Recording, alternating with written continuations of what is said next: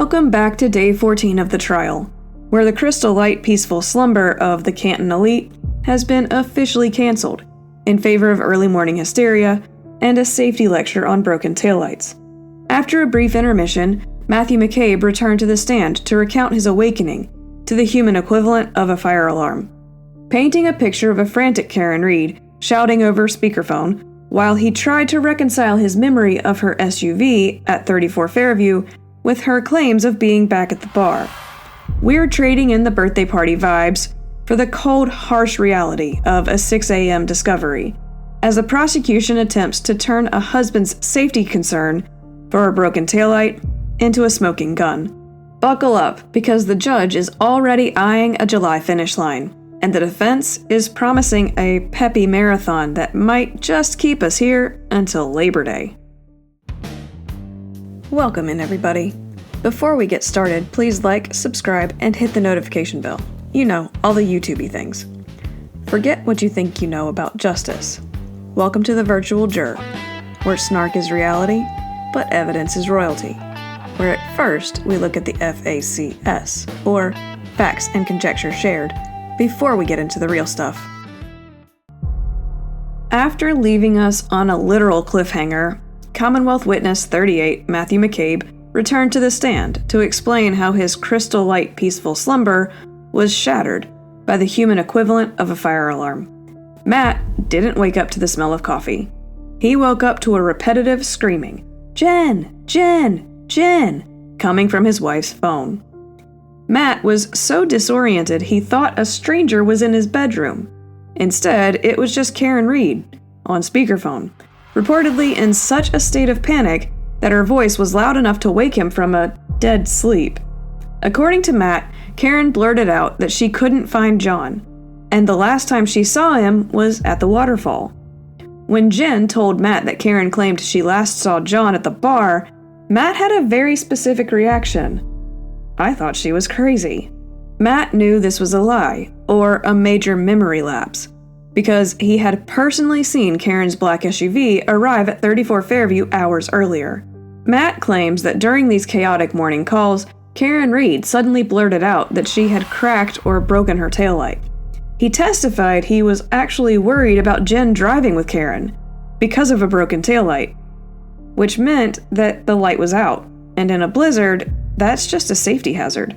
Yes, Matt's primary concern during this missing person crisis was Canton's road safety standards. After an hour of frantic, unanswered calls to everyone John might have crashed with, Matt got the call. They found John at Fairview.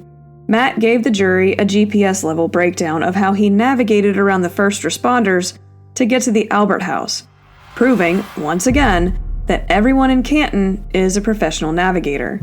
He arrived to see ambulances, police cruisers, and a shocked trio of Jen, Brian Albert, and Nicole Albert inside the house, looking like they were in awe of the tragedy unfolding on their front lawn. Matt confirmed he met the man, the myth, the legend, Trooper Michael Proctor, later that day. Despite the defense's theory of deep family ties, Matt insists this was the first time he had ever met Proctor, or his partner Buchanan. Matt and Jen were interviewed separately. Matt was sent to the bedroom while Jen talked, and vice versa. He also confirmed that Brian Albert Sr. popped over to the McCabe house to give his statement to the troopers in the kitchen, while Matt supposedly stayed upstairs. Just a casual family gathering with the lead investigators. Lally ended his direct by having Matt testify to his wife's crisis mode credentials. Matt describes Jen as the calm one in the face of death, the person who holds hands and makes everyone comfortable. While Karen was allegedly screaming, Jennifer was apparently a beacon of stability, even as her friend lay in the snow, and the police were setting up shop in her brother-in-law's living room. Matt's testimony is designed to build the Karen was acting guilty narrative. She blurted out the Taillight Confession. She forgot being at the house, and she was crazy while Jen was calm. If Adam Lally's direct examination was a slow walk through the snowy woods, David Yannetti's cross-examination was a high-speed chase. Yannetti skipped the seating charts, and the appetizer lists, to get straight to the point. Was this a group of people at an elimination scene, or just some suburbanites celebrating a high school acceptance? Yannetti started by rewinding to the week before the tragedy. Matt confirmed that on January 22nd, he, Jen, Brian Albert, and Nicole Albert all hung out with Karen. According to Matt, they were enjoying each other's company. Yannetti's point was simple. If this was a volatile relationship headed for a homicide, it certainly didn't look like it 7 days prior. Moving to the night of the Waterfall, Yannetti hammered home the celebration angle. John O'Keefe was riding high, because his niece had just been accepted into Bishop Fian. Matt confirmed John was excited and happy. Yannetti cast an image of John as a man doing right by his sister's kids, a man with everything to live for and no reason to start a barroom brawl. Matt agreed. Everything was good. This is where the snark turned into a legal trap. Matt admitted John and Karen were only at the bar for about an hour. When Yannetti asked if they were intoxicated, Matt suddenly became a legal scholar, claiming he didn't know the guideline of intoxication. Yannetti pulled out the transcripts from April 2022. He reminded Matt that back then, when memories were fresh and the defense wasn't in the room to point out inconsistencies, Matt may have had a clearer answer. Yannetti is effectively neutralizing the drunken rage narrative. If Matt McCabe, the prosecution's own witness, spent the night thinking everyone was happy, sober-ish, and celebrating new news about high school, it makes the transition from a fatal hit and run into a much harder sell. The cross-examination is just getting started. Matt is already sweating the intoxication definitions. Just wait until Yannetti asks him about the 16-month delay in his police interview. But first, back to Sidebar. Yannetti was about to nail Matt McCabe to his own grand jury testimony when Lally threw the yellow flag. Apparently, in the Commonwealth of Massachusetts, intoxicated is a word far too spicy for a witness to handle without a legal chaperone. Welcome to Sidebar 117, where we argue about adjectives while the jury tries to remember what they had for breakfast. Lally's objection was a masterpiece of please don't use the words I use. He argued that under the influence or intoxicated is a legal standard. He essentially told the judge that if Yannetti wants to know if Karen was hammered, he should ask if she was slurring or tripping over her own feet. But he shouldn't use the big grown-up words that the jury eventually has to decide on. The irony of this is that it's a truly theatrical feat for Lally to suddenly develop a severe allergy to the word intoxicated, considering he's been tossing it around for weeks like confetti at a parade. I guess when the prosecution uses the term, it's a helpful clinical observation, but when the defense uses it to point out a witness's prior no answer, it's a dangerous legal landmine. Lally is essentially attempting to put the dictionary under protective custody, because the truth in his own grand jury transcripts is getting a little too openly inconvenient for his current narrative. Judge Cannoni has officially heard enough about Canton's drinking habits to last a lifetime, and she wasn't having it. Yannetti pulled out the grand jury transcript and read Lally's own question back to him. Question: did either of them seem sort of openly intoxicated to you? Answer: no. The judge basically told Lally that if he used the word in the grand jury, Yannetti can use it now. She also took a parting shot at the witness's favorite hedge word, admitting she's been baffled by the term overly intoxicated throughout the entire trial. Translation: you're either drunk or you're not. There's no Canton curve. Lally tried to protect his witness from a gotcha moment, but ended up reminding everyone that Matt McCabe already went on record saying John and Karen weren't openly intoxicated. The legal standard defense fell flat, because as it turns out, you can't unring the bell you rang yourself 2 years ago. The sidebar is over. The jurors have finished their stretches, and Yannetti is locked and loaded with the I word. Let's see how Matt attempts to explain why a no at the grand jury means maybe today. I might need an overly large drink to begin to process all of this. If Matt McCabe thought he was going to have a relaxing morning on the stand, David Yannetti had other plans. Yannetti took Matt on a tour of his own prior statements, proving that in Canton, memory is a flexible concept that changes depending on who's asking and which year it is. Yannetti finally dropped the I word. After the Sidebar drama, Matt had to face his 2022 grand jury self. Matt admitted that his memory was likely better 3 months after the event than it is 2.5 years later. Yannetti forced Matt to confirm that when Lally asked him at the grand jury if John or Karen seemed openly intoxicated, Matt's answer was a flat no. It turns out that 2 years of misery has a way of making no sound a lot more like maybe. Yannetti then pivoted to the Waterfall's amateur wrestling hour, involving Brian Albert and Brian Higgins. Yannetti pushed Matt on whether he saw the two good-sized guys squaring off in a fighting stance. Matt tried to downplay it as playing a little grab-ass, a figure of speech that Yannetti took quite literally for a second. Matt settled on describing it as a bear hug, which the defense surely wants the jury to see as a how-to demonstration on how to restrain a 200-pound man. This is where the spatial awareness of the Canton crew really starts to fall apart. Matt testified that when he got to 34 Fairview, Brian Higgins' Jeep, complete with snowplow, was already parked in front of the mailbox, not blocking the driveway. Matt claimed that a few minutes later, Karen's SUV appeared. He estimated the distance between the Jeep's front and the SUV's rear as smaller than the distance between him and Yannetti. Basically, they were bumper to bumper. Yannetti went for broke on where the SUV was actually parked. Matt told the jury today that it was in front of the house. However, Yannetti whipped out Trooper Proctor's report from the actual day of the incident, which Matt said he saw the SUV to the right of the house. As Yannetti circled the drain on the front lawn versus right side of the house discrepancy, Matt's suburban cool finally cracked. When Yannetti asked if the conflicting reports were funny, Matt shot back that it wasn't funny at all, but rather 2 years of misery. Yannetti forced Matt to read Proctor's report to refresh his memory. Matt tried to pivot, claiming he saw the SUV in one spot and then it moved to the other side of the property. The problem? He previously told Proctor he saw it move from the right to the left.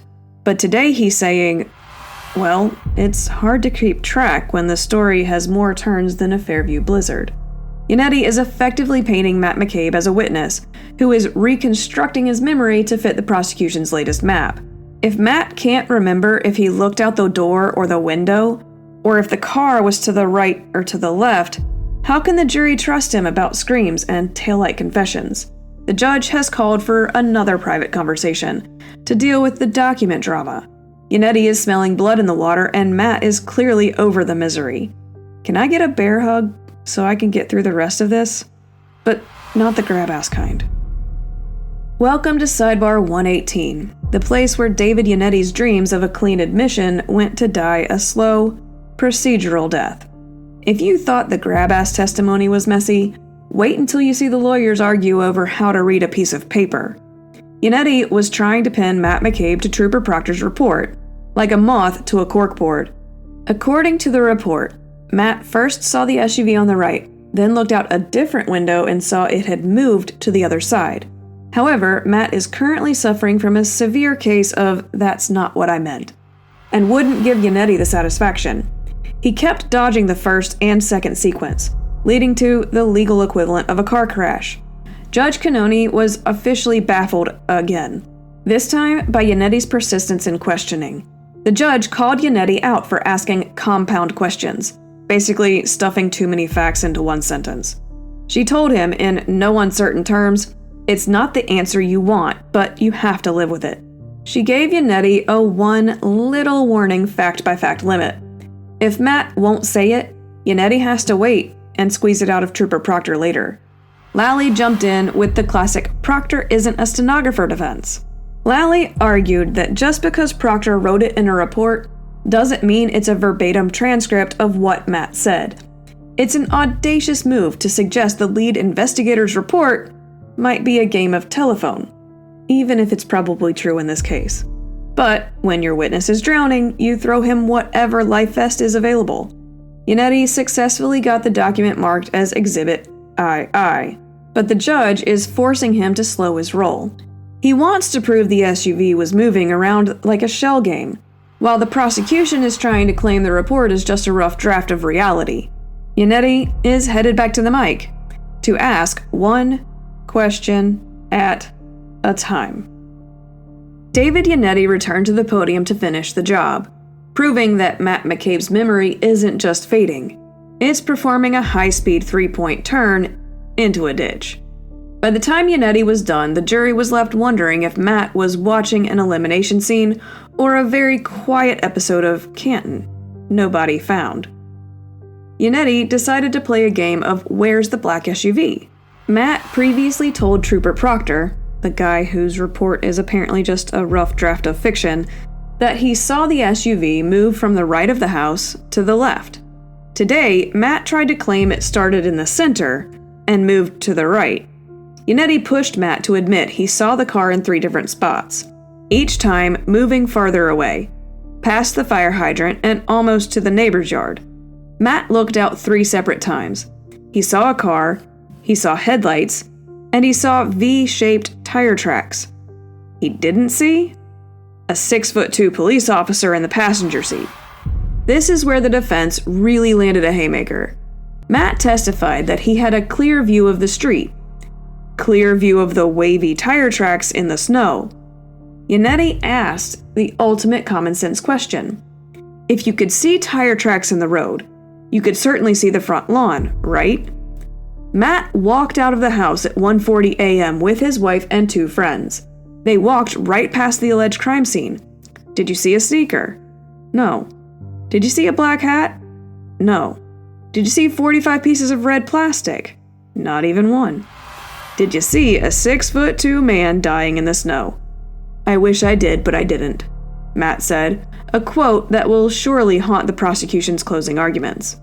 Yannetti turned his attention to the ride home with Julie Nagel. Julie Nagel supposedly saw a black blob or a body in the snow. Yannetti pointed out that Matt was the driver. He didn't have in earplugs, he didn't have noise-canceling headphones on, and he certainly didn't hear Julie say a word about a person in trouble. If there was a body, nobody in the car mentioned it, and nobody stopped. They just drove home through the heavy snow and went to bed. Finally, Yannetti cracked open the group chat from February 1st, just 3 days after John's death. Matt tried to deny monitoring the police, but his "I wasn't monitoring anything" defense lasted about as long as a snowflake in a Canton tailpipe. Yannetti pulled out the phone records, and suddenly Matt's memory, which had been struggling to see the document without glasses, miraculously cleared up. Yannetti confronted Matt with his own words from the February 1st group chat. Troopers back out front, but in front of Asian house. When Yannetti asked the obvious question, what's an Asian house, Matt explained that it was simply how he identified the neighbors. He didn't know their names, the Chungs, despite them living next door to his own family members. After denying he was watching the investigators, Matt had to acknowledge that he was, in fact, live reporting the state police's movements to Jen McCabe, Brian Albert, and Nicole Albert. It turns out the Canton Circle of Trust likes to keep tabs on the troopers whenever they get a little too close to home. When Yannetti fumbled the document handoff, he quipped, "You'd think it was my first trial." A perfect jab at the tension in the room. Before the big reveal, we had a brief moment of comedy regarding Matt's eyesight. Matt claimed he couldn't see the document because it was dark, prompting Yannetti to offer his own pair of glasses. It's interesting that Matt can't read a text message from a foot away, yet he was confident enough to testify about V-shaped tire tracks on a dark, snowy street, and the specific ethnic origin of the neighbor's house while driving past in a blizzard. Yannetti's snark about Matt's lack of interest in the neighbors' actual names, you didn't feel the need to ask their names, finally pushed Lally and the judge to their limit. Lally objected, and Judge Cannoni, probably sensing that Yannetti was about to turn an elimination trial into a lesson on neighborly etiquette, ordered everyone back to a sidebar. Matt McCabe has been caught in a classic text message trap. He went from "I wasn't monitoring the police" to "I was literally texting my family about where the police were standing" in record time. The defense is successfully painting the McCabes and Alberts not as grieving friends, but as a coordinated unit, keeping a very close eye on the people supposed to be investigating them. Yannetti painted Matt McCabe as a man who was looking everywhere, except where the body was supposed to be. Matt saw tire tracks. He saw the neighbor's house. And he was monitoring the police movements like a neighborhood watch captain on caffeine. But he somehow missed a 200-pound man on a front lawn he walked past. Twice. When Yannetti was getting warmed up on his Mr. Rogers neighborhood routine, Judge Cannoni pulled the plug. Welcome to Sidebar 119, where we debate whether not knowing your neighbor's names makes you a suspicious person or just a typical suburbanite. Judge Cannoni wasn't born yesterday. She immediately clocked Yannetti's play, making Matt McCabe, and by extension the Alberts, look like a group of narrow-minded gossips. The judge basically told Yannetti to cut it out, stating it sounded like he was just trying to show bad character by highlighting the witness's choice of descriptors for his neighbors. Yannetti tried to pivot, with the grace of a gazelle on ice. Yannetti's logic was that since Brian Albert received the text and didn't reply, actually, Matt, those are the chungs. It somehow reveals Brian Albert's state of mind. Yannetti was really trying to hammer home that this wasn't just a casual text. It was a coordinated intelligence report. He wanted the jury to see that the McCabes and Alberts were essentially running a tactical operations center to track the state police. The judge wasn't buying the state of mind excuse for the Asian House commentary. She flat out told Yannetti that using the Chung's name to grill the witness wasn't a proper way of going at this. Understanding he had to squeeze all the juice out of that particular lemon, Yannetti threw in the towel. I'm done with that. I won't pursue that any further. Yannetti might have lost the battle over the neighbors' names, but he won the war of the group chat. He successfully got the troopers back out front text in front of the jury, proving that Matt McCabe was indeed acting as the eyes and ears for the Albert household, while the investigation was heating up. If you thought Matt's neighborhood watch activities were just a casual observation, Yannetti is here to remind you that Matt was basically the Canton branch of TMZ on February 1st. We've moved from I just happened to be there to I'm basically an undercover operative with a camera phone. Yannetti established that the Asian House text wasn't just a random shout into the void. It was an interactive experience for the whole Albert family. When Matt texted about the troopers, Brian Albert didn't ask who or where. He asked, right now? Matt confirmed, and Brian replied with a cool, okay. It's the kind of brief, efficient communication you'd expect from people who definitely aren't worried about anything at all. The court turned into a dark room for a moment, as Matt once again complained he couldn't see the documents. The judge actually had to ask the court clerk to provide a flashlight so Matt could read his own words. I guess Matt can spot a state trooper from a moving car in a blizzard, but he needs a high-powered beam and a judicial order to read a text from 2022. Yannetti dropped the bomb. Matt didn't just report the troopers. He told the group he was trying to get a picture of what he was seeing. Matt's defense? I just happened to be driving through. Yannetti pointed out that driving through usually involves, driving through. But if you're stopping to take photos for your brother-in-law, you're officially monitoring. Matt claimed he wanted to take a picture just to show Brian the troopers were there, as if Brian didn't already know they were on his front lawn. Yannetti is effectively turning Matt McCabe into the Albert's personal lookout. The I happen to be driving by excuse starts to look a little thin when your first instinct is to pull over, grab your phone, and start a surveillance log for the guy whose house is at the center of a death investigation. If you thought the snippets of Matt's neighborhood surveillance were juicy, David Yannetti just walked up with the entire buffet. Sidebar 120 was short, sweet, and ominous for anyone in that group text who thought their private tactical chats would stay private. Yannetti officially produced the unredacted Holy Grail, Exhibit JJ. This isn't just a few cherry-picked text. It's the entire conversation between Matt, Jen, Brian Albert, and Nicole Albert. Yannetti's playing the long game. He's marking the whole thing now for identification, so he can surgically strike with specific redacted portions later. He's basically told the court, I have the whole script and I'm going to read the best lines one by one. Yannetti estimated he had about 10 or 15 minutes of monitoring questions left. But the judge, and likely the jury's collective sanity, needed a timeout. Judge Cannoni called for a recess, giving the jury a chance to process the fact that the witness was basically a freelance paparazzo for his brother-in-law. For Matt McCabe, this recess is less of a break and more of a waiting room for misery. He gets to sit there and think about what other gems are buried in Exhibit JJ, while Yannetti polishes his next round of questions. The drive-by narrative is about to get a lot more detailed.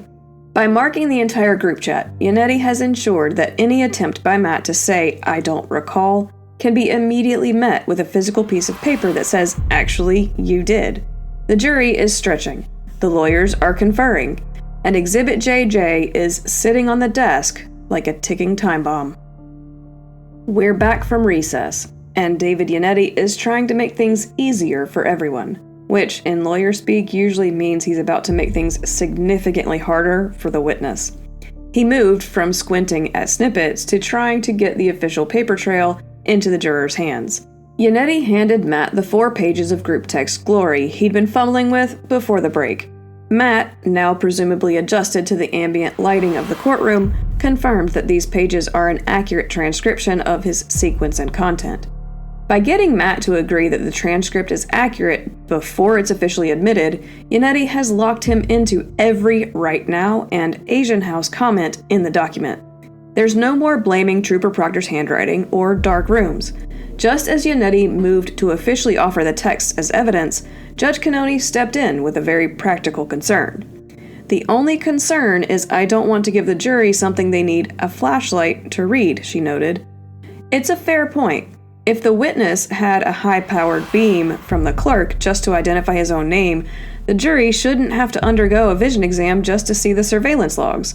The judge summoned counsel for yet another sidebar, because what's a Canton trial without one every 7 minutes? Yannetti is on the verge of turning the McCabes and Albert's private digital banter into a permanent exhibit. The only thing standing between the jury and the Canton Ops Center group chat is a printer toner's levels and a final sidebar huddle. The lawyers are whispering again. If you thought the most dramatic part of this trial would be the forensics, you clearly haven't witnessed the high-stakes battle over whether a piece of paper is too awful to look at. Welcome to Sidebar 121, where the legal minds of Massachusetts spend several minutes playing the role of disgruntled Staples employees. Judge Cannoni is officially done with the defense's printer settings. She flatly refused to admit the paper exhibit, calling it frankly useless, because the redacts on top of the redacts make it look like a Rorschach test. Yannetti, ever the optimist, argued that if you're an old guy with reading glasses, it's perfectly legible. The judge, however, isn't planning on handing out CVS brand cheapers and flashlights to 12 jurors. Alan Jackson tried to save the day by pointing out that the electronic version on the big screen looks great. The paper copies are a disaster because they had to redact the phone numbers and objectionable markings, things the jury shouldn't see. It turns out that when you black out 40% of a document, it doesn't exactly become a page-turner. Adam Lally, sensing that the group chat was about to become the star of the show, threw up the hearsay flag as a shield. He's worried about other people's statements in the chat. Yannetti pointed out it's a group chat, not a private pillow talk session between Matt and Jen, meaning the marital privilege ship has sailed. For now, the judge is only letting Yannetti display what's already been spoken about out loud in court. If Matt admitted saying it, the jury can see it on the TV. As for the rest of Exhibit KK, it's stuck in legal purgatory until someone finds a better printer or a way to agree on a transcript. We've hit a technological stalemate. Yannetti can show the Asian House and trying to get photo texts on the screen, because Matt already copped to them. But the full Canton Ops Center logs aren't going to the jury room yet. The loose ends are being tied up with a very messy knot. Welcome back to the Canton Eye Clinic, where the lighting is poor, the evidence is blue, and the witness has suddenly developed the situational awareness of a hawk, at least when it comes to state troopers on a neighbor's lawn.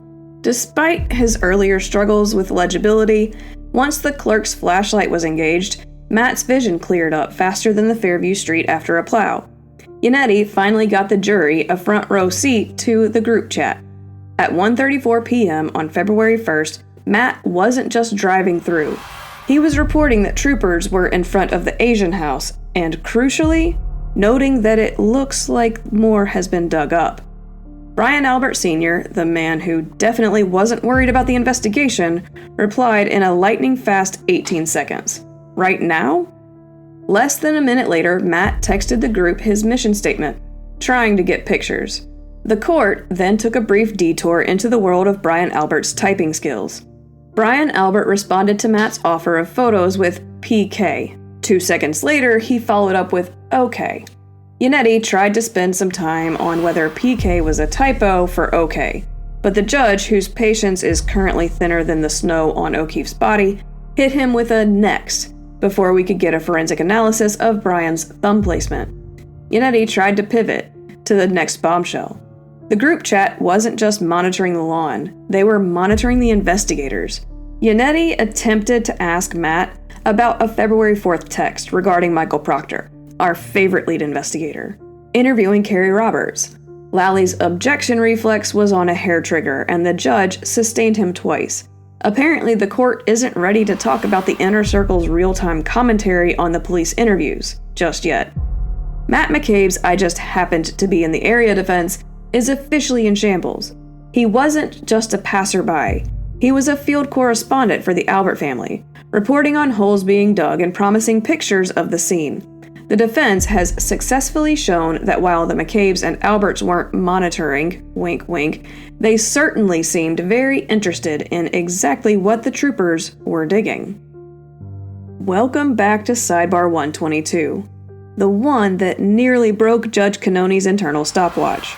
While the jury was off stretching their legs and wondering if they'd ever see a piece of evidence that didn't involve a group chat, Yannetti was busy dropping a massive bomb about Matt McCabe's career as an unofficial police dispatcher. Yannetti revealed the text that makes the circle of trust look more like the circle of coordination. At 3:01 p.m. on February 1st, Matt texted the group about Carrie Roberts and Trooper Proctor. Matt's message reportedly said, "I was supposed to have them talk last night, and I forgot to tell Proctor to call her." If you're wondering why a witness in an elimination investigation is telling the lead detective who to call and when to call them, you aren't alone. Yannetti's point is clear.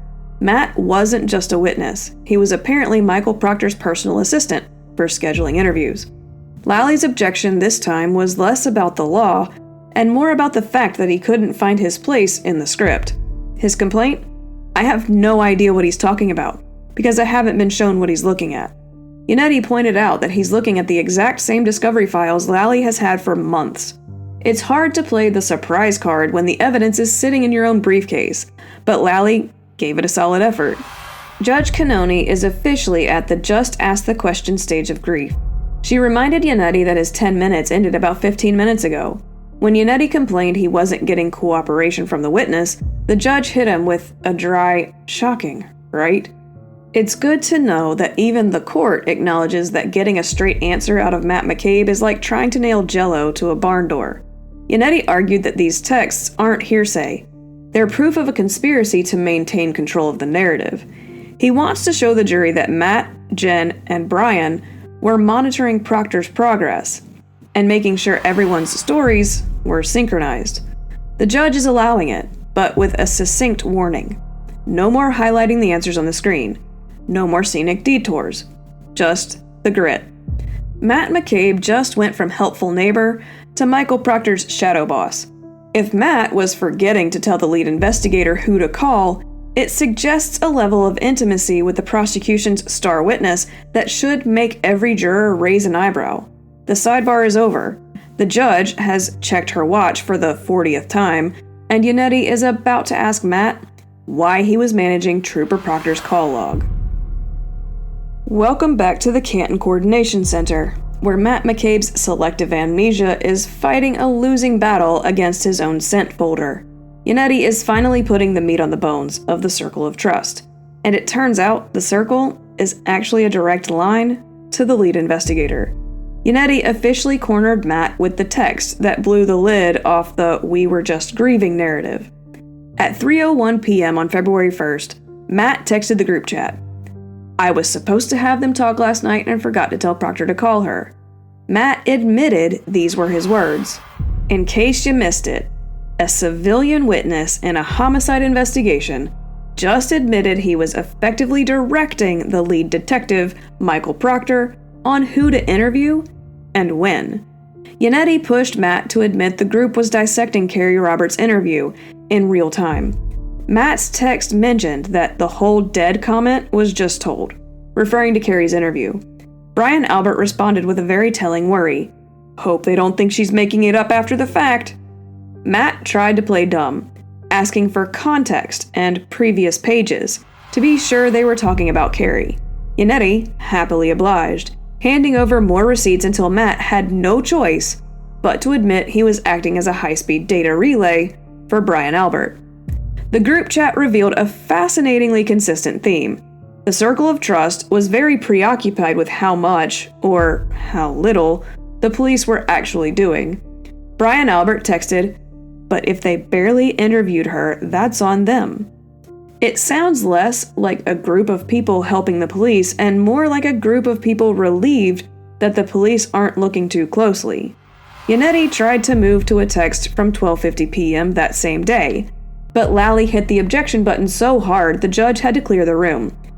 Yannetti wanted to read the second bubble on page 02148. The judge, protective of her record and seemingly exhausted by the pacing, ruled it out, for now. Yannetti refused to take no for an answer, demanding to be heard at Sidebar. The judge, sensing a long-winded legal battle brewing, sent the jurors home, or at least to the break room, so the grown-ups could argue in peace. Yannetti has successfully painted Matt McCabe as the information officer for the Albert family. He wasn't just a witness. He was managing Michael Proctor's schedule and relaying real-time intelligence on other witnesses to Brian Albert. The pro-investigation stance of the prosecution is starting to look a lot like proactive management by the defense's favorite targets. The jury is gone, the sidebar is heating up, and Yannetti is about to fight for the last piece of the group chat puzzle. Welcome to the legal equivalent of a teacher holding everyone back after the bell because the class won't stop whispering, otherwise known as Sidebar 123. Judge Cannoni has reached her limit with the Canton Coordination group chat. The blurry printouts and David Yannetti's habit of asking questions just to hear himself get sustained. The judge didn't just sustain the objection. She gave a stern performance review. She called out Yannetti for asking inappropriate questions, just so she'd have to strike them, basically unringing the bell for the jury over and over. In a move that felt like a principal warning, the next student in line, she looked at Alan Jackson, who was gearing up for Jen McCabe, and basically said, "I expect your cross to be a lot less of a mess than this." No pressure, Alan. Yannetti tried to fight for the second bubble on page 02148, but the judge wasn't having it. The second bubble is out. The bottom bubble is in. Yannetti finally agreed to stop digging if he could just get those last few lines on the record. He's done, which is a word the judge has been waiting to hear since Tuesday. The big debate. Are these documents actually evidence, with a capital E, or just things Matt said? The judge is playing hardball with the display. She won't let Yannetti put the awful documents back on the big screen because the jury shouldn't have to squint through an elimination trial. If Yannetti can produce a version that's actually legible and doesn't require a NASA-grade telescope, she'll consider letting the specific bubbles back to the jury. Yannetti successfully got the substance of the group chat on the record, but he's lost his TV privileges for the moment. The Commonwealth is still objecting to everything in sight, and the judge is counting down the seconds until the next witness. David Yannetti finally popped the last bubble in the group chat, and it turns out the circle of trust was actually a circle of coordination. If you were looking for the moment the just a group of grieving friends narrative went up in smoke, this was the high-definition 4K resolution version. Yannetti brought it home with a text from the afternoon of February 1st. At 12:51 p.m., Matt texted the group, "Ask Chris to ask some questions." That would be Chris Albert, Brian's younger brother and Canton selectman. I guess Matt wasn't just managing the lead investigator's call log. He was also assigning homework to the local politicians. Then came the line that Yannetti likely wants to be etched onto the jurors' retinas. Matt texted his wife and the Alberts. "Tell them the guy never went in the house." Matt confirmed the guy was John O'Keefe. Yannetti asked the obvious. Was this the moment they all decided to get their story straight? Matt, ever the defensive lineman, tried to shove back. John never went in the house. It's not a story. It's a fact. Sure, Matt. A fact that you felt the need to remind everyone to keep repeating. Yannetti saved the best for last. The reaction from the man of the house himself, Brian Albert. In reply to Matt's instruction to tell them, the pesky police or the public, that John never crossed the threshold, the oldest Albert sibling replied with one single chilling word. Exactly. Yannetti didn't even need the follow-up. He simply looked at the witness, likely felt the collective gasp from the courtroom, and uttered the three most satisfying words in his vocabulary. We're done here. Matt McCabe's cross-examination ended not with a whimper, but with a digital roadmap of how to handle a homicide investigation. Yannetti successfully portrayed Matt as the narrative manager, a man who told the lead detective who to call, told the neighbors what house to watch, and told the rest of the family exactly what fact, to stick to. Matt is finally off the hot seat. The exactly text is on the record, and the Commonwealth is left to try and unring a very loud bell. Lally stepped up for the legal equivalent of trying to put out a 5-alarm fire with a half-empty water bottle. After Yannetti's exactly mic drop, Lally's job was to make the circle of trust look like a bunch of confused, grieving suburbanites, just chatting about the weather and their exes. Lally started by leaning into Matt's earlier assertion that John never entered the house wasn't a conspiracy, it was just reality. Since Chris Albert wasn't at the house that night, Matt was just helping him understand the situation. Lally tried to frame the "tell them the guy never went in the house" text not as a scripted lie, but as a helpful reminder of the truth. Because apparently when a friend dies on your lawn, you have to text everyone in your family to make sure they mention he wasn't inside. We went back to the SUV, because apparently we haven't spent enough time on Matt's retinas. Lally asked if the windows were tinted. Matt didn't recall the tint, but he knew he couldn't see inside. Matt reiterated he was so laser-focused on the SUV that he barely noticed Brian Higgins' Jeep, the one with the snowplow. He saw a vehicle, but his brain apparently didn't have the bandwidth for two cars at once. Lally tried to explain away the "looks like more has been dug up" text. It wasn't that Matt was monitoring the forensic integrity of the scene, he was just a weather enthusiast. He noticed the snow was melting because the temperature rose. According to Matt, the digging he reported to the Alberts was just people moving snow around the flagpole. Nothing suspicious about reporting the movement of snowbanks to your brother-in-law via encrypted, just a regular group chat. Lally ended with a bit of local flavor to explain why they used a neighbor's house for directions. Why did they tell John to look for a specific house? Because John O'Keefe had previously dated the mother of the kid who lived there. After that GPS via ex-girlfriend conversation, Matt never heard from him again. A somber note to end on, intended to remind the jury that a person actually died, even if the last hour was spent arguing about font legibility. Lally did his best to turn surveillance into neighborly observation and coordination into grieving conversation. He's trying to convince the jury that the exactly text was just Brian agreeing with a known fact, not a boss confirming a cover-up. Just as Matt McCabe thought he was home free, Yannetti stepped back up to the plate for a quick surgical strike. If Lally's redirect was a water bottle, Yannetti's recross was a blowtorch.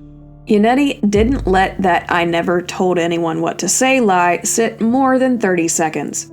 He went straight back to the command. Tell them the guy never went in the house.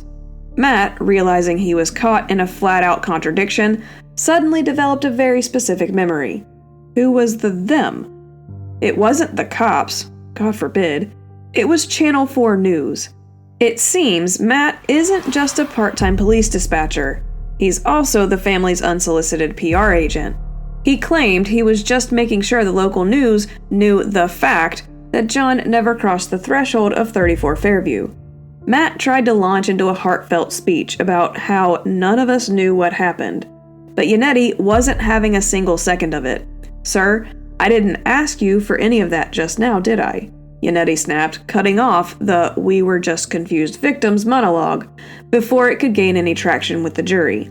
Yannetti forced Matt to admit that his text was an explicit instruction to feed a specific narrative to the media. With that, the interrogation finally ended. Matt McCabe, stripped of his flashlight and his dignity, asked the court, "Just walk out?" "Yes, Matt, just walk out." The judge took the documents, the witness fled the stand, and the circle of trust is officially down one member. Yannetti ended the session by making sure the jury understood one thing. Whether it was the state police or the local news, Matt McCabe was the one writing the script. He was the director, the lookout, and the narrative gatekeeper. Matt McCabe has left the building, likely looking for a dark room where no one can ask him to read anything. But don't get too comfortable. Jennifer McCabe is up next. And if Matt was the Secretary of State, police, Jen is the CEO. Ladies and gentlemen, clear the aisle. The star of the Canton Circle of Trust, the woman who turned Google search into a forensic battlefield, has finally arrived. Jennifer McCabe is Commonwealth witness number 39, and she is taking the stand. She's here to tell you that she is a devoted mother, a basketball coach, and most importantly, a really, really good friend. Lally started with the most exhaustive resume of suburban life ever recorded in a court of law. Jen has lived in Canton basically forever. She's lived in 2 different houses over the last 20 years, both of which she shares with her husband Matt. You remember him, the guy never came into the house guy.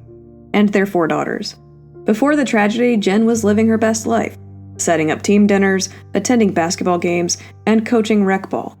Lally spent so much time on her coaching history that the judge finally snapped. "Move on, we know the time." Even the court has a limit on how much soccer mom fluff it can take before the lunch break. Eventually, we actually got into the night of question. Jen and Matt rolled up to the Waterfall bar in their big SUV, a Denali Yukon for those keeping track of the local fleet, around 9 p.m. They sat at the third table with the usual suspects, Nicole Albert, Chris and Julie Albert, and various other family members. Eventually, the heavy hitters arrived. Brian Albert, Brian Higgins, and finally, the reason we're all here, John O'Keefe and Karen Reed. Jen made it very clear that she wasn't just an acquaintance of John O'Keefe. She's known him for 10 years, ever since he moved in to raise his niece and nephew. Her daughter was best friends with his niece. "He was my friend. I loved John. He was an amazing guy," she testified. It's a touching sentiment, though one that might be slightly undermined by the upcoming cross-examination regarding what she was doing while her amazing friend was lying in a snowbank. Then came the introduction to the defendant. Jen met Karen in July 2020. They apparently hit it off immediately, bonding over the fact that they both have what's redacted in the transcript medical condition that we know is multiple sclerosis. "I enjoyed Miss Reed. I really liked her," Jen claimed. She painted a picture of 2 women who connected from the beginning because they were the only people their age who understood each other's health struggles. Lally is doing everything in his power to make Jennifer McCabe look like the most relatable, sympathetic witness in Massachusetts history. She's the coach, the sister, the friend, and the neighbor who just happened to be there. He's setting the stage for the tragic night, where this easy connection with Karen Reed supposedly turned into a front row seat to a confession. If you were expecting a dramatic retelling of a stormy romance, Lally is here to disappoint you with the speed and efficiency of a Canton snowplow. Sidebar 124 was less about spilling the tea and more about Lally reassuring the court that he wasn't about to let Jen McCabe write a soap opera on the stand. Lally's grand strategy for the state of the relationship testimony: it's essentially a giant nothing burger. Lally admitted his anticipation for Jen's response was really not much at all. In fact, he's aiming for the negative, trying to show that Jen and Karen weren't actually besties enough to swap deep, dark secrets about their love lives. Jen just spent 10 minutes telling the jury how she and Karen were connected over their shared medical history. But now Lally wants us to believe they were basically strangers when it came to anything substantial. Pick a lane, Adam. While Lally isn't going for the juggernaut blow just yet, he did drop a few breadcrumbs for later. He told the judge that eventually we'll hear about Karen venting to Jen about issues with the kids, and not enough time to do their own things. It's the classic death by 1,000 suburban cuts argument, suggesting Karen was frustrated by the mundane realities of dating a man with 2 kids. It's hardly fatal attraction, but in Lally's world, I wish we had a babysitter is basically a confession of intent. Alan Jackson, who usually has an objection for everything, including the judge's choice of pen, decided to take a breather. Since Lally promised not to let Jen go off the rails, Jackson declined a limiting instruction for the jury. He's essentially letting Lally walk into the next set of questions, probably knowing that Jen's idea of not expanding usually involves a 3-page monologue. Lally is playing it safe, trying to establish that Jen knew John well, but didn't know Karen that well. It's a delicate balancing act. He needs Jen to be an insider to prove what happened later, but an outsider to explain why Karen didn't tell her everything earlier. If you thought Matt McCabe was a tough act to follow, hold on to your seat. Jennifer McCabe is officially on the stand, and she's painting a picture of suburban bliss so thick you could clog a storm drain with it. She's not just a witness. She's a coach, a sister, a friend, and apparently the unofficial social coordinator for the entire town of Canton. Jen walked the jury through her arrival at the Waterfall bar. Karen Reed and John O'Keefe rolled in late, and Jen noticed Karen had a little souvenir from their previous stop at C.F. McCarthy's. Jen claims Karen walked in with a ridged glass containing a clear liquid, which she supposedly pulled out of her coat like a magician, with a very boring trick. While at the bar, Jen and Karen had a girlfriend-to-girlfriend chat. The topic? John's frustration over Karen taking his niece to Dunkin' Donuts, because in Jen's narrative, the road to tragedy is paved with crullers and coffee runs. Jen's take? Welcome to parenthood. When the party moved to 34 Fairview, Jen became the human ways. John texted her, "Where to?" And Jen spent the next few minutes on Bluetooth giving him the most Canton directions possible. Go past your ex-girlfriend's house, and it's at the bottom of the hill. Jen claims her last call with John was at 12:18 a.m. Remember that time. She arrived at the house at 12:20 a.m., claiming everyone was in a good mood, and her sister Nicole was apparently doing what she always does, cleaning counters in the middle of a party. This is where the monitoring gets high def. Jen's nephew Brian Jr. mentioned a car was outside. Jen went to the front door and looked through the glass storm door. She saw a dark SUV, consistent with Karen's Lexus, sitting right out front. She could see the red taillights and the headlights. It was running. But did she see anyone get out? No. Did she see John O'Keefe? No. While staring at the car behind the glass, Jen decided to check in. She pulled out her phone and texted John. Here? ? Lally then produced a 3-page document of Jen's texts with John. This is the moment the prosecution has been waiting for. The digital breadcrumbs that lead to the discovery in the snow. Jennifer McCabe is positioning herself as the observant bystander, who was just trying to be helpful. She saw the car, she sent the texts, and she was just talking with the kids while the world outside turned into a blizzard. But the defense is already twitching. They know that every "here" text and every "cleaning the counter" comment is a potential trap. When Jen McCabe was about to spill the digital tea, Alan Jackson sprinted to Sidebar 125 to remind everyone that we are still technically in a court of law, not a group chat leak on Reddit. We've reached the redaction redemption phase of the trial. where the lawyers finally agree on how to handle a piece of paper without needing a forensic light source. The Commonwealth tried to slide in unredacted texts, which would have broadcast the entire circle of trust's private cell phone numbers to everyone watching at home. Judge Cannoni had to remind Lally that if he puts those numbers on the big screen, everybody watching TV gets them. Apparently, the court isn't interested in being the reason the Alberts have to change their phone plans mid-trial. The legal teams reached a rare moment of zen. They'll use clean, unredacted copies for the witness, so Jen doesn't have to squint at black bars, but redacted copies for the jury and the public. Lally admitted he's not much of a text wizard in the office. When asked if he could fix the redactions over lunch, Lally essentially said, "I'll have my assistant do it because she's the one who actually knows how to operate a computer." They spent the lunch break scrubbing phone numbers so the afternoon session wouldn't be a doxing marathon. Alan Jackson, playing the role of most prepared student in class, handed the judge an extra copy of the text before heading out to lunch. Jackson is happy, as long as the copies are clear and concise. He's basically saying, "I don't care what the press sees. I just want Jen to be able to read her own words perfectly clearly before I start tearing them apart." The morning session ended on a cliffhanger. The here text is on deck. The court has finally figured out how to use a printer. Lally is off to find his assistant, and Jennifer McCabe is likely spending her lunch break mentally preparing for the cross-examination that Alan Jackson has been salivating over for months. The lunch break is over. The Sharpies have done their work, and Jennifer McCabe is back on the stand. We're finally at the digital evidence portion of the program, which Lally decided to kick off with a line of questioning that assumes the jury has never used a smartphone. Lally spent a surprising amount of time confirming that when Jen called the contact labeled John O'Keefe, the person who answered was John O'Keefe. Lally really wanted to establish that when Jen hit call, it wasn't a random glitch in the Matrix. Jen, playing the role of the cooperative friend, confirmed that John was, in fact, John, riveting things.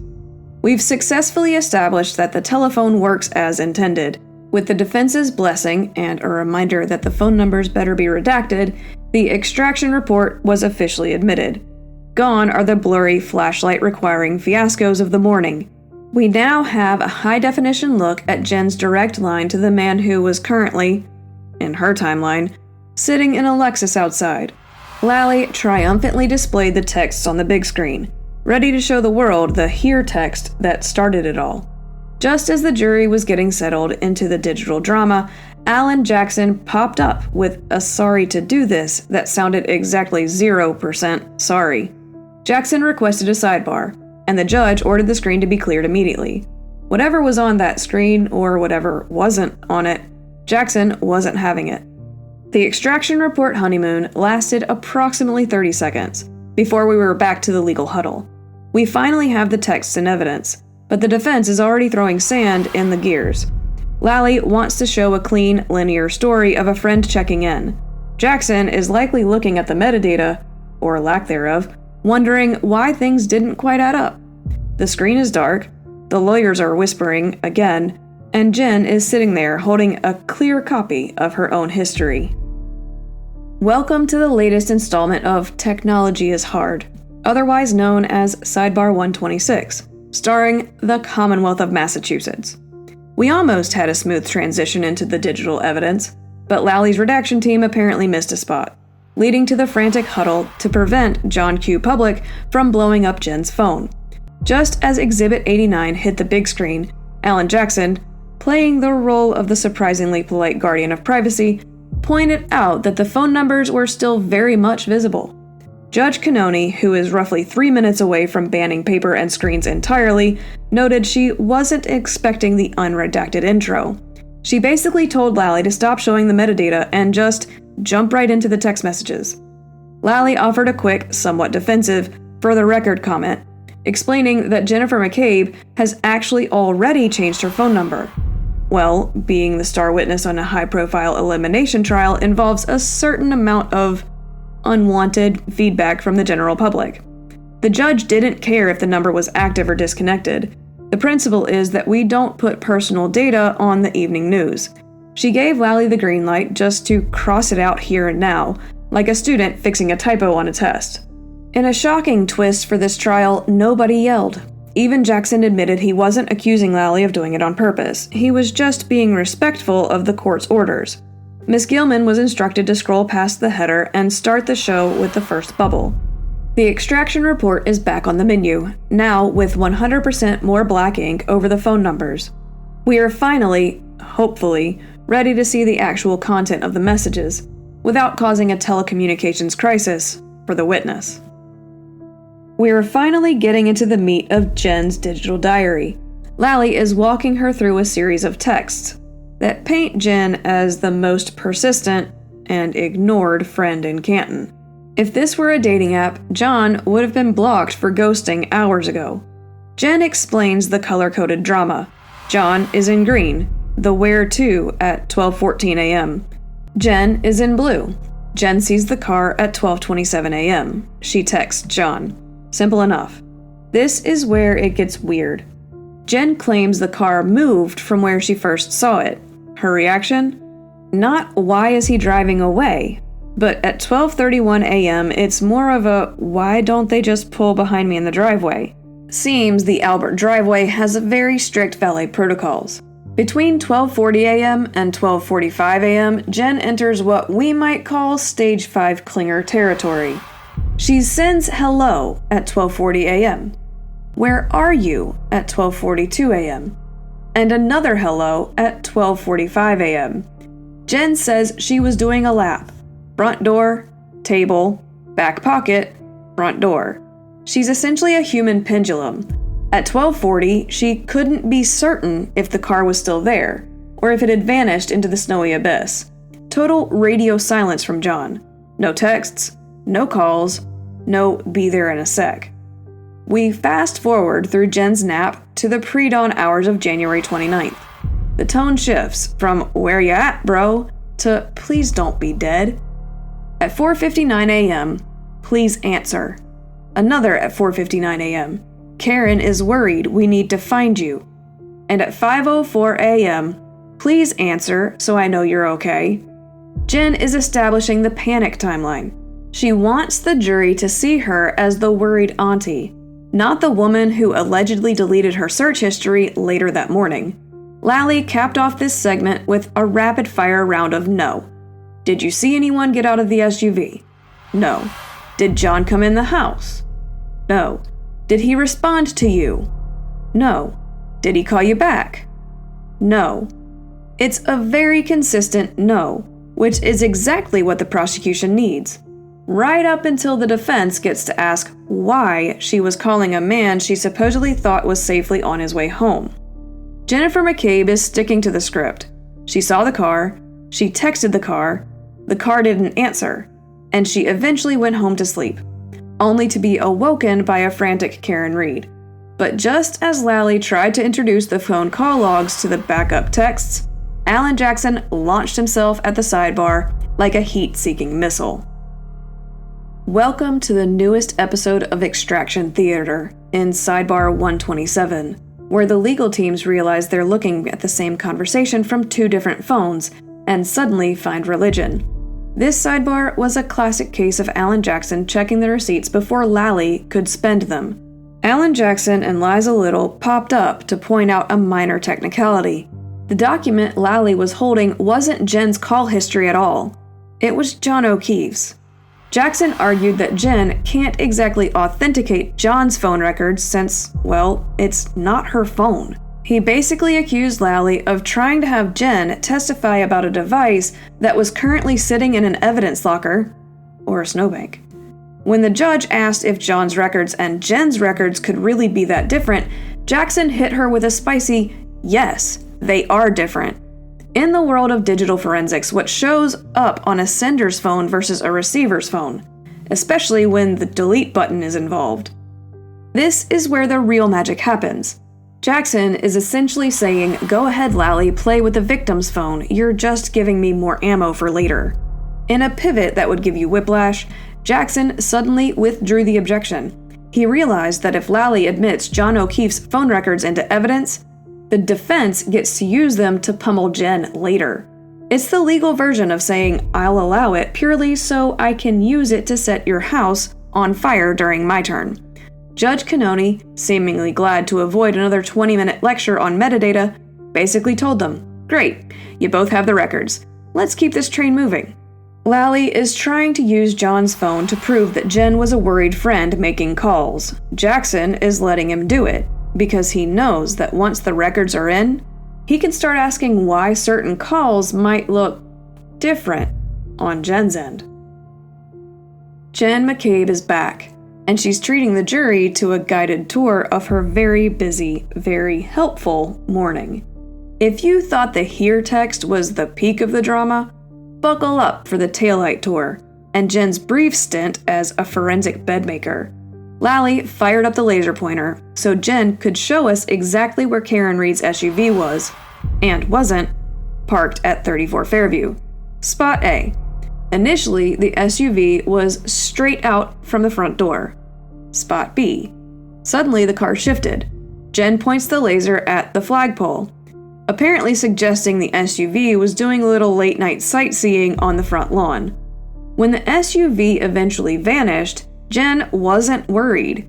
She figured maybe they got into an argument or just didn't feel like coming inside, because nothing says stable relationship like idling in a blizzard for a few minutes and then ghosting your friends. Jen's sleep was rudely interrupted by a phone call from John's 14-year-old niece at 4:53 a.m.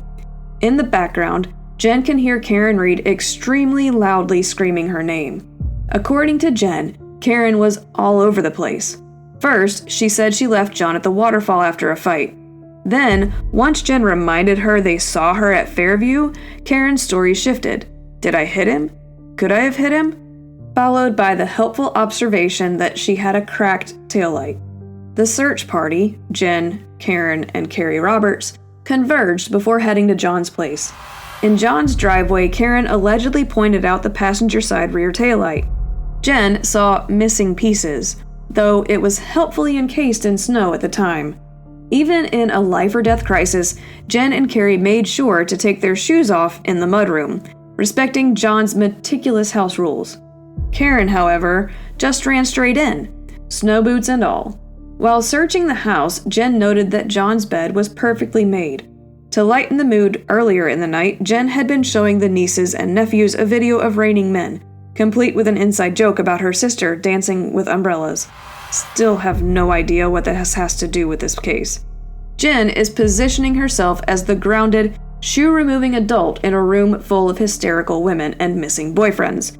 She's confirmed the cracked taillight was a topic of conversation long before the body was found, and she's managed to mention the 1970s disco hit during an elimination trial. Just as things were getting technologically spicy, the courtroom hit a digital wall. The judge, ever the optimist, tried to broker a peace treaty between the two sides, but Alan Jackson wasn't exactly rushing to be Lally's IT support. Welcome to Sidebar 128. Judge Cannoni noted the rare cooperation between the teams and offered a 5-minute break to let them get their digital act together. She seemed genuinely impressed that they were playing nice for once, but apparently she forgot that this is an elimination trial, not a group project at the library. Lally has the files on a USB, but Jackson suddenly realized his computer might not have the software ready to make it work. Jackson admitted it would take too long to find the files, and he didn't want to go through the machinations of making it happen. He claimed their files might be saved in different formats, and it would just become clunky. Translation: I have the stuff, but if I have to give it to you, I'm doing your job for you, and I'd rather watch this train wreck in real time. Judge Cannoni eventually caught the vibe. She acknowledged that Jackson probably didn't want to assist because, frankly, helping the Commonwealth is not all that helpful to the defense. She told Lally to do the best he could with his own tech, and left it up to the kindness of the defense to help out later, if they felt like it. Lally is struggling with his own evidence, and Jackson is politely declining to be the Commonwealth's tech consultant. The cooperation lasted about as long as a snowflake in a nor'easter. The afternoon session kicked off with a rare moment of judicial gratitude for the lawyers actually trying to work together. before promptly giving up on the technology because it's probably going to take too long. We then pivoted back to Jen McCabe's very dramatic, very snowy morning of January 29th. Jen, Carrie Roberts, and a spiraling Karen Reed piled into Carrie's car for a 10-minute trek to Fairview that felt like an eternity. The snow was blinding, and Karen was apparently doing her best impression of a human siren, screaming, "Could I have hit him? Did I hit him?" According to Jen, Karen was tossing out irrational theories that John might be with his ex-girlfriend, a suggestion Jen found completely crazy. As they approached 34 Fairview, Jen pointed out the trees at the edge of the property. Suddenly, Karen started banging on the backseat door, screaming, "There he is!" While Jen claims she saw nothing initially, Karen allegedly made a beeline straight for a body covered in enough snow to hide his shape. Jen describes Karen straddling John and trying to warm him with her own body heat, while Carrie Roberts frantically wiped snow off his face. This is the moment the Commonwealth has been waiting for. While Karen had been asking questions earlier, Jen testified that when a paramedic arrived and asked what happened, Karen's story shifted from a question to a crystal clear statement. "I hit him, I hit him, I hit him." While John was being loaded into an ambulance, the three women ended up in the back of a police cruiser to pray. In a bizarre twist, Karen allegedly looked at the blood on her hands and asked if she could have gotten her period. To which Jen and Carrie had to explain that no, that was John's blood. Amidst the screaming and the shaking, Jen says Karen grabbed her hands and begged her to Google hypothermia and how long it takes to die in the cold. Jen obliged, typing it into her phone with shaking hands around 6 a.m. After the ambulance left, Jen was tasked with waking up her sister Nicole and brother-in-law Brian Albert. She walked into 34 Fairview through an unlocked front door, apparently a neighborhood tradition, and found them both fast asleep. Oh wait, where's the dog? When John was found outside, Brian Albert's reaction was allegedly a confused, "Who's John?" Later that morning, Jen called her own big brother figure, Brian Albert, to come over to her house for support while she was being interviewed by the state police. Lally has officially rested his direct examination, after establishing that Jen only Googled the cold death because Karen Reed literally shook her into doing it. He's painted a picture of Jen as a helpful, shoe-removing, 911 calling saint. The week ended, not with a bang, but with a collective judicial sigh. Judge Cannoni hauled the lawyers in to Sidebar 129 for a reality check regarding the fact that this trial is moving at the pace of a glacier in a light snowstorm. Judge Cannoni noted that we are currently at the end of week 3, yet we've only covered about a week and a half worth of actual progress. Lally agreed, estimating they were about a week behind where they should be. Apparently, the Commonwealth's strategy for asking every witness to describe the same kitchen layout 12 times hasn't been the time saver they hoped for. The judge is now eyeing a 4th of July finish line, which she called problematic. At this rate, the jurors might be celebrating Labor Day in the deliberation room. Alan Jackson defended his pace, insisting he's actually being quite peppy on his cross-examinations. Judge Cannoni wasn't buying the pep, telling Jackson that things would go much faster if he just left the commentary out. Jackson warned the court that Jennifer McCabe, Brian Higgins, and Trooper Proctor are the big ones. He basically told the judge to buckle up because the peppy cross of Jen McCabe is going to be anything but short. In a rare moment of efficiency, Lally suggested he could cut out a few medical witnesses and just call the big guns from the hospital to handle the blood evidence. She practically begged the lawyers to stop showing the jury pictures of doors. People know what the house looks like, she noted. They know the number of doors. She reminded every one of them that the jurors actually like new information, which has been in short supply lately. The judge ended the session with a cryptic warning about Trooper Proctor. She wants advance notice before he hits the stand because she has evidentiary issues she's concerned with. The trial is officially a scheduling nightmare. The lawyers are being told to stop repeating themselves. Jackson is promising a marathon cross of Jen McCabe on Tuesday, and the judge is trying to figure out how to get everyone home before the fireworks start in July. As the courtroom cleared for the weekend, the air remained thick with the scent of unwashed Sharpies and suburban dread. Jennifer McCabe has successfully completed her transition from friendly neighborhood coach to prime prosecution witness, delivering a direct examination that hit every beat Lally needed: the "I hit him" confession, the suspicious taillight, and the Google search she claims was a favor for a friend rather than a frantic cover-up. She's painted herself as the steady hand in a blizzard of Karen Reed's making, a woman who removes her shoes and checks on elderly parents while everyone else is losing their minds. However, the peppy storm is brewing just off the coast of Tuesday morning. Alan Jackson is currently sharpening his knives, ready to pivot from the prosecution's carefully curated timeline to the significant differences in the call logs and the inconvenient truth of 2:27 a.m. timestamps. With the judge already eyeing a 4th of July deadline and the defense promising a cross-examination that will make the 1970s disco hits seem short, we're left with a jury that knows the layout of the Albert kitchen better than their own, yet still hasn't heard the hoss of the long to die in cold story. Grab some popcorn and a flashlight. Monday belongs to the defense. Well, that's all we have. So as always, love your family, love your pets, love your neighbors, and we'll see you next time.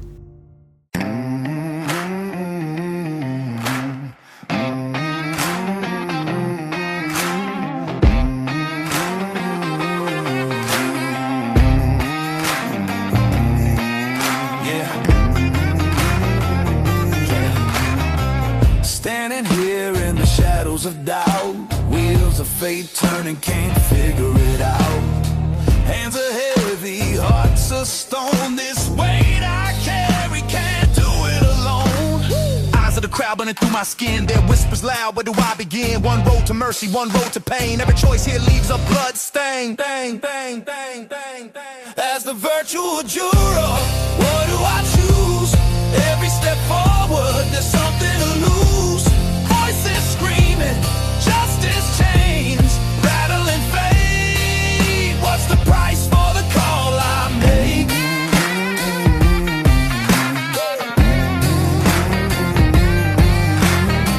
Every heartbeat's a ticking bomb. The line between right and wrong is gone. Buried deep in the noise of the fight. Is there a way to make this right? Echoes of their pleas fill the air. Shattered dreams scattered everywhere. The gavel falls like thunder crashing. Can't stop the tide that keeps on smashing. As the virtual juror,